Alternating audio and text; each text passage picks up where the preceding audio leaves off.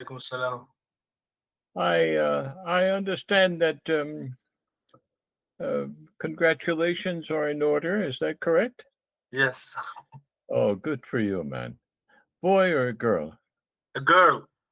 Uh-huh. Everything okay? Everything all right. Good. Alhamdulillah. Mama and child are healthy? Yes, they are.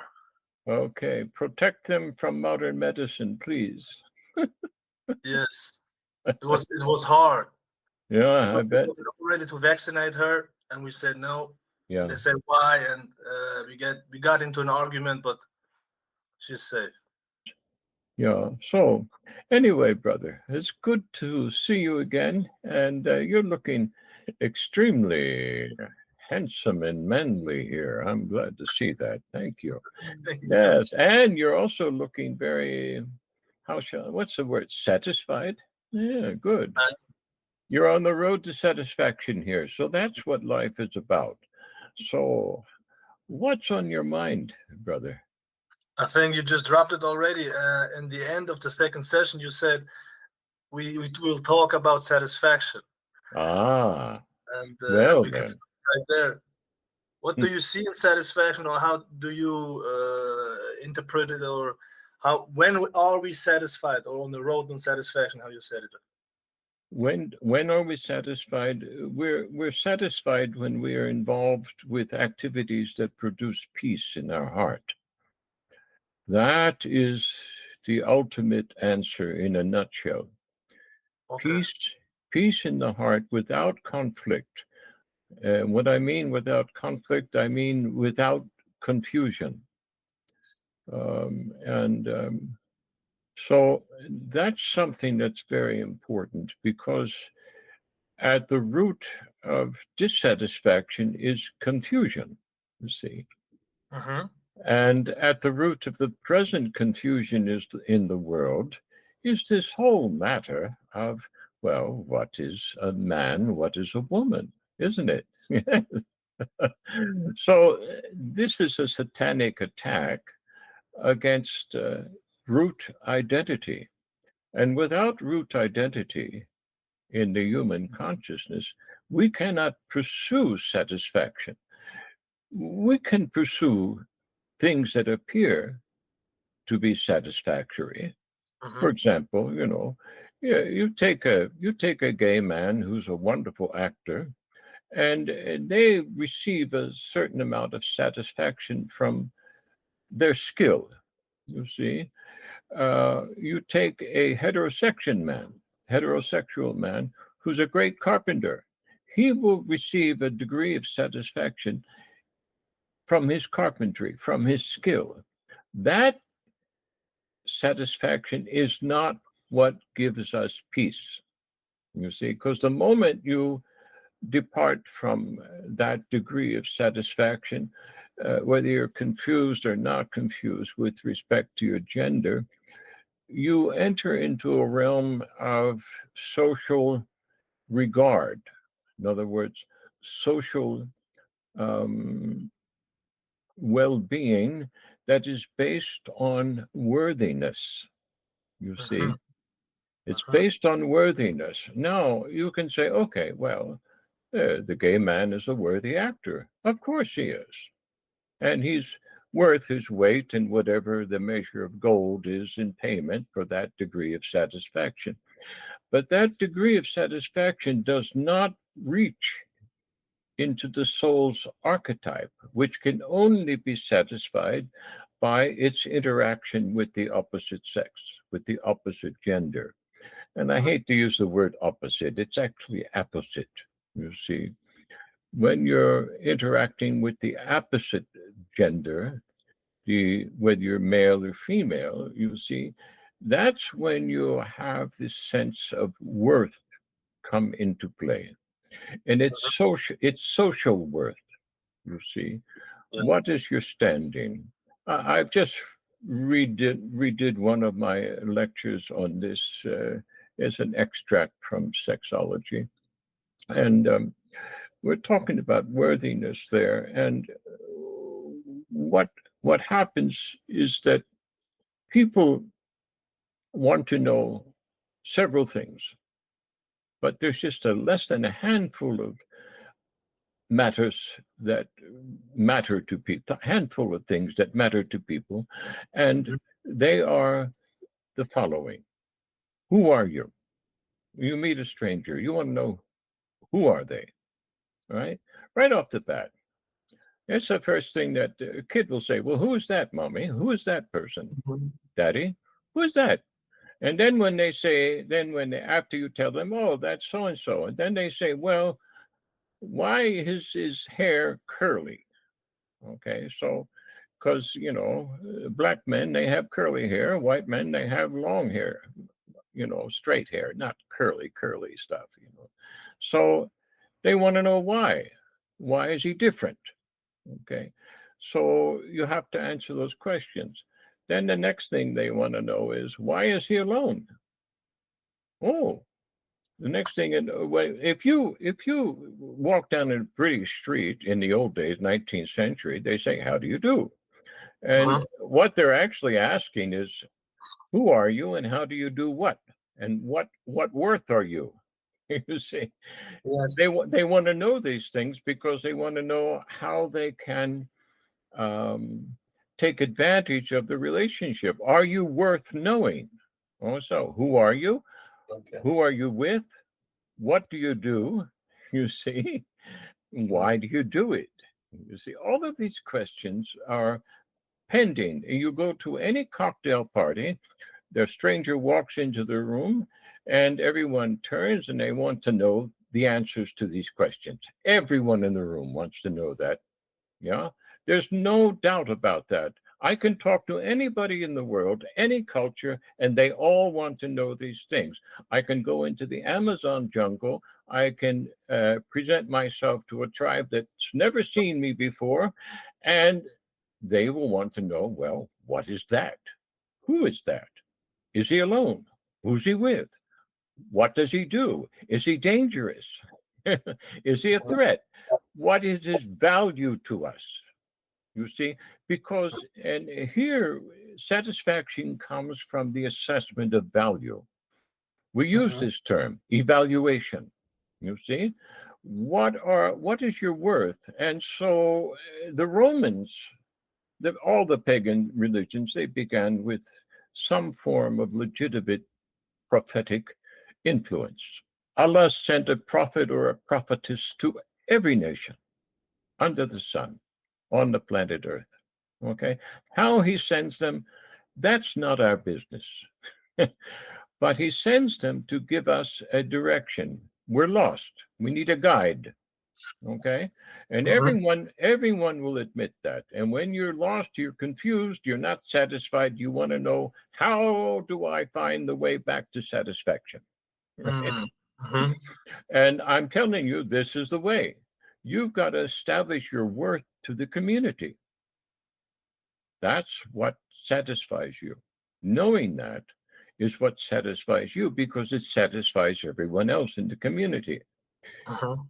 All right. So if you're the blacksmith, then you're going to be, if you're a man who has established this ancient warrior ethic of strength and honor, because that's what it is, strength and honor.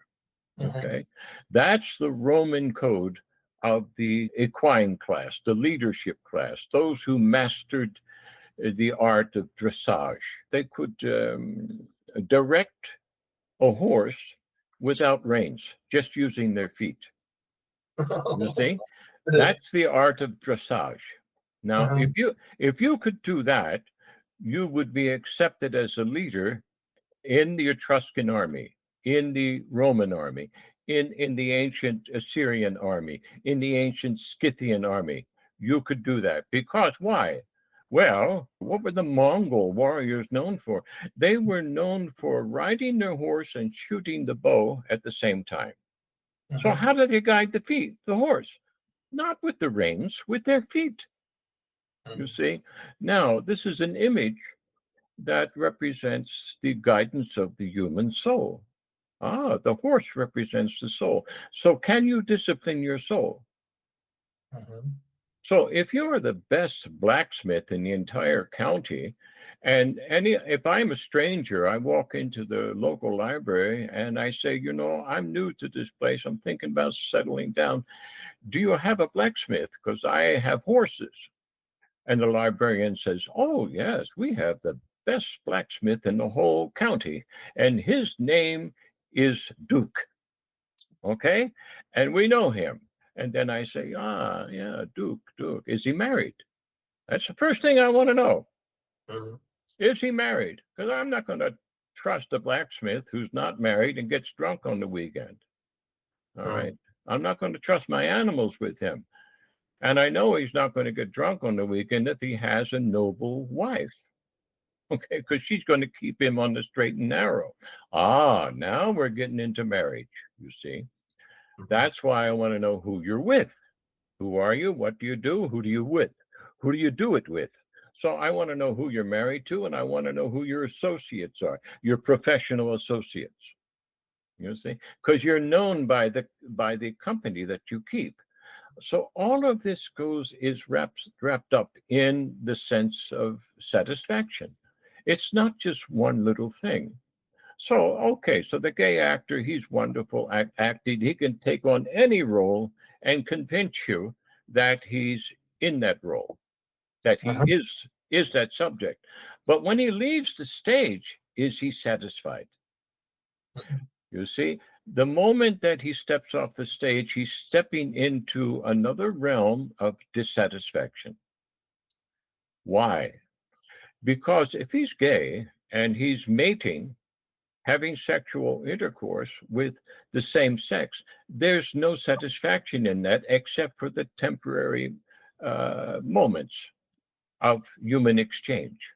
What is, you see, what is necessary here in that intimate reaction, in that intimate relationship, is the same thing that's necessary in any professional relationship. You sit at the table with your wife, you have a peaceful, meaningful conversation. But if you sit at the table with your gay partner, that peaceful, meaningful conversation has a limit that it cannot enter into the social realm of wholesome relationships Mhm. because no one will trust you with their children. Mhm. You see, no one. Maybe your primary relatives will because they know that you've disciplined yourself enough not to touch the children in the wrong way. Mhm. But everyone outside that inner circle of trust, the initial family, they don't know that. And they're programmed by Allah not to accept that kind of person into their circles of trust because they cannot be trusted, because in the end result is dissatisfaction. Why Mhm. is it dissatisfaction? Well, we're co-creators, and the point of a sexual relationship, which is a fundamental relationship, is co-creation. But it's not just the creation of a human being; it's the ongoing creation of evolutionary influences, epigenetic influences, if you will, that go into establishing the evolutionary constructs Mhm. that allow us to develop even further. Otherwise, if you're on this circle, see, that's if you're not evolving, you're not developing, you're like a broken record. You just go in circles, you see. But if you are evolving, you spiral upwards. And you spiral upwards individually and with the community. That is what provides satisfaction. And so there are degrees of relationship which limit us to Mhm. dissatisfaction. All right. People who are serially divorced, they cannot be satisfied. Homosexuals, I don't care what they say outwardly, they cannot be satisfied Mhm. because the essence of satisfaction is peace in the soul, peace in the heart. The heart is part of the brain. There are neurons in the heart that are connected to the frontal cortex. And Wow. anything that's connected to the brain is connected throughout the neurological system, both intrinsic and extrinsic systems throughout the entire body. So you see people, they're perfectly okay, they're a good truck driver, but when he sits down to have a conversation with you, his leg is jumping up and down. Mhm. All right. They're not satisfied. This is a dead giveaway. Someone who cannot sit still. All right, let's just take the Buddha. Okay, we'll take the Buddha statue, we'll sit still. That's a perfect image of satisfaction. You see. No, no, so okay, well, people are going to object. Well, Buddha was, yes, he was married. He had children. He did his thing. All right. He Yeah. spent 25 years with his wife or so, and then he left. He said, darling, I'm going on a walkabout. All right. I got to go do some things. I'll be back sometime. But look, it was nice knowing you. We've done our thing, and I'll be back. And look, we got eternity to look forward to, so don't worry about that. You see? Mhm. Now, here's a satisfied, wise guy. Okay. And he's not worried about, the next 20 years or so that he might live without her, because he's going to see her again in the hereafter. He knows that. She knows that. Hey, that's pretty satisfying. You see, now people at lower levels of consciousness, they can't get there. They can't. They can't get there. And I know people who've been like this. They've had 25, 30 years of marriages. Their partners dies. And, everybody's saying, well, aren't you going to get married again? They say, well, hey, there's no one can replace the satisfaction I had with that woman. Mhm. All right. I just had a man contact me yesterday, and he said, no, he said, I thought about it. He said, no one can replace her. No one. I'm sorry. I'm going to withdraw my offer of marriage to one of my students. Okay. I said, that's fine. I know where you're coming from. I understand that, because that degree of satisfaction cannot be replaced. You see, this is why Aisha, if she was jealous of Khadijah, she was jealous because Muhammad and Khadijah had this satisfaction. You can't surpass that. That's the epitome. That's the top of the mountain. You see, especially at the prophetic level. My God Almighty, that's the top. So who's going to replace Khadijah? Aisha's always pulling her arm. They said that Khadijah, he can't forget her.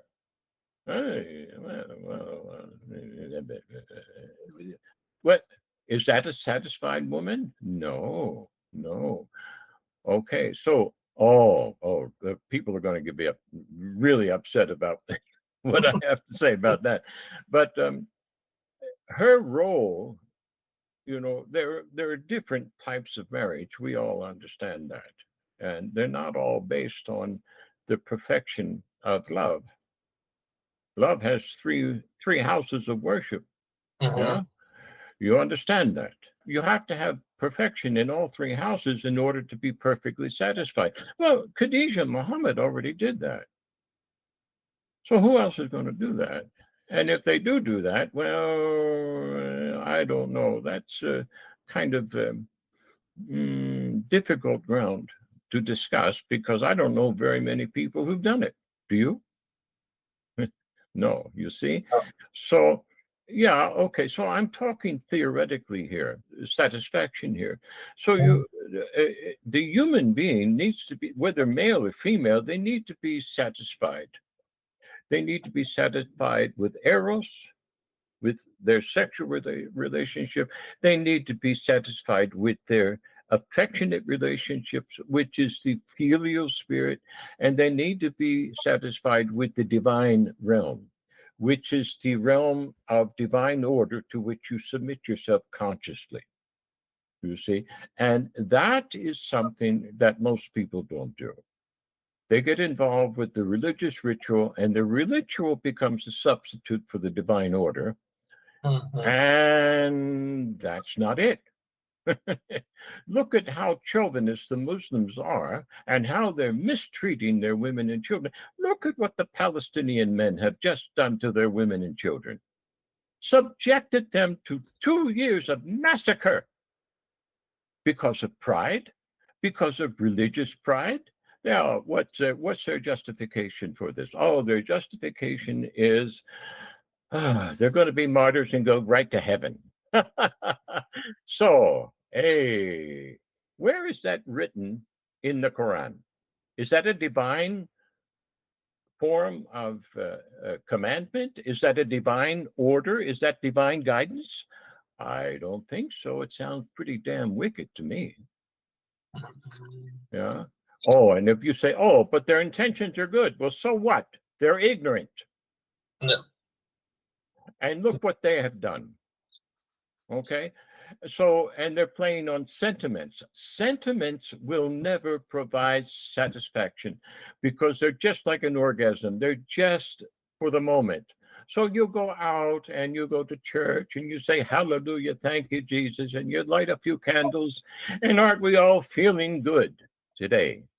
And then they walk out the door and it's all gone. All right. That aura may last a few hours, maybe even till tomorrow morning. Then tomorrow morning, it's a coffee and off to the office and off to the same futile dilemma of dissatisfaction every which way you turn. Then you come home, your wife's bitching, your children are bitching, and no one's satisfied. The school's done this. Somebody down the street has just been assaulted. Where's the satisfaction in? There's no justice. And you can't have justice without strength and honor. And you can't have strength and honor without satisfaction.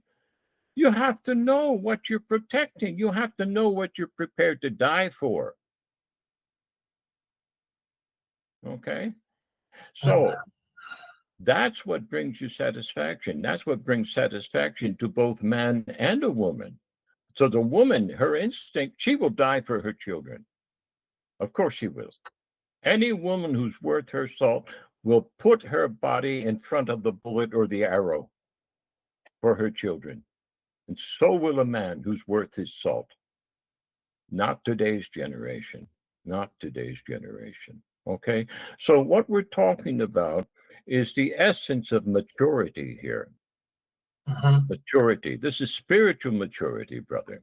So this is what satisfaction is. It brings spiritual maturity once you have established the parameters of how it is that you are going to achieve your relationship with yourself, with your spouse, with your family, with your community, and do it with strength and honor, human dignity.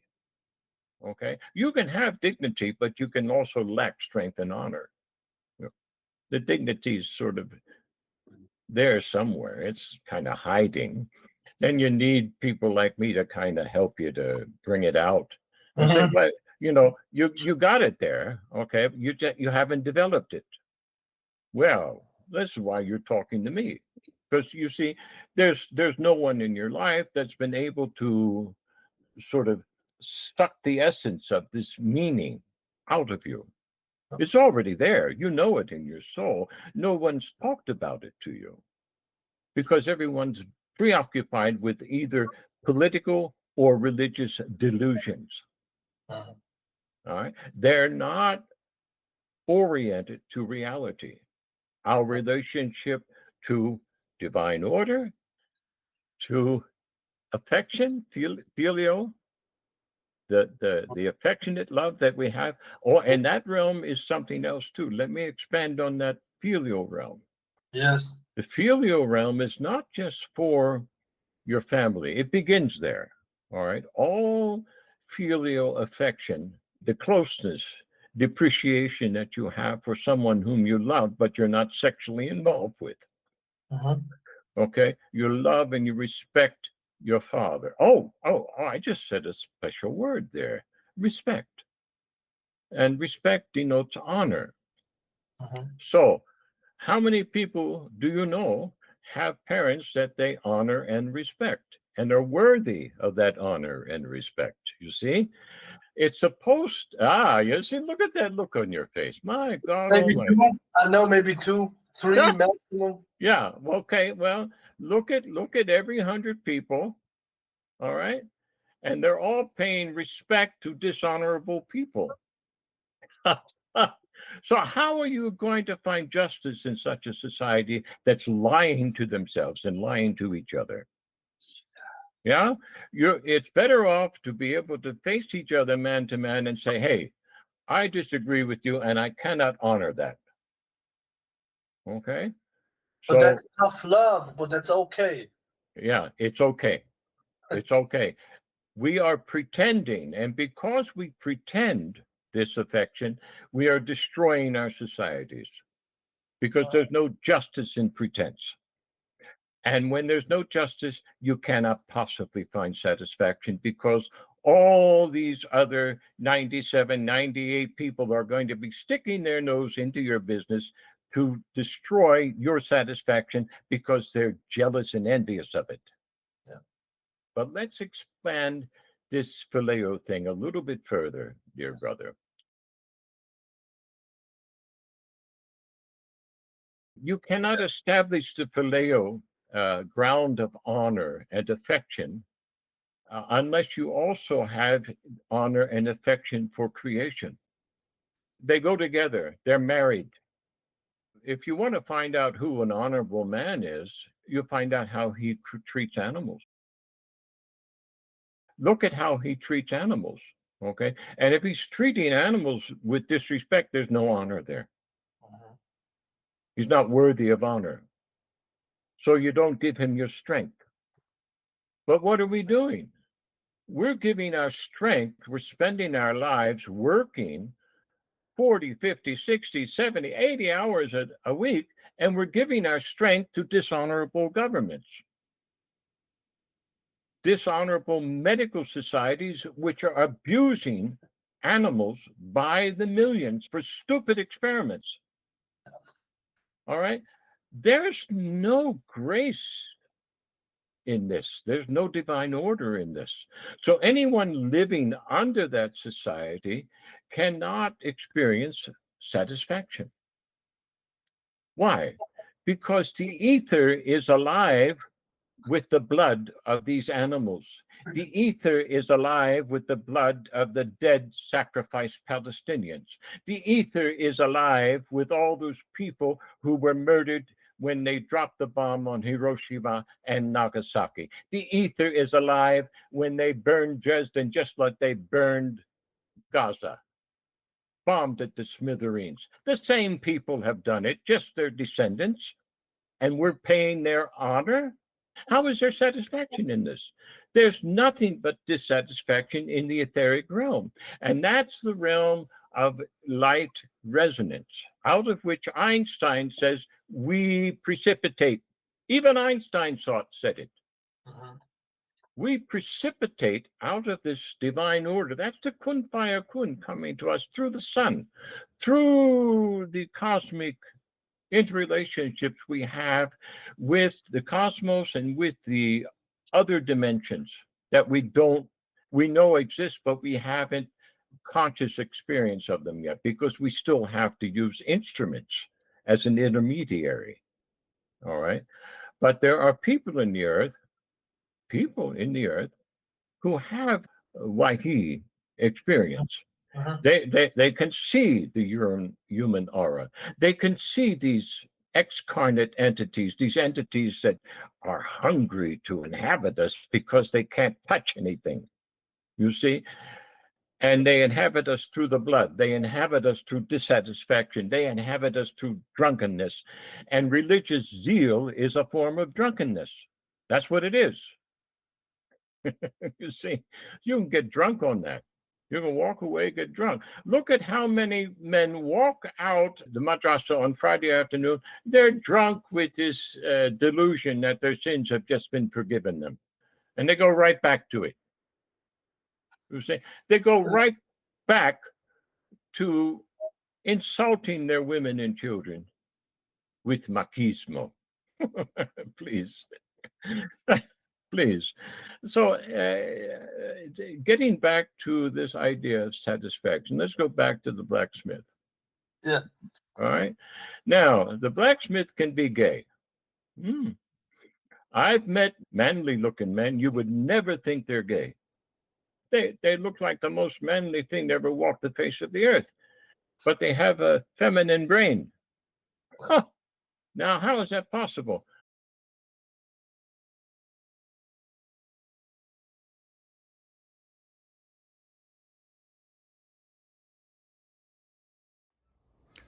So please, stay tuned.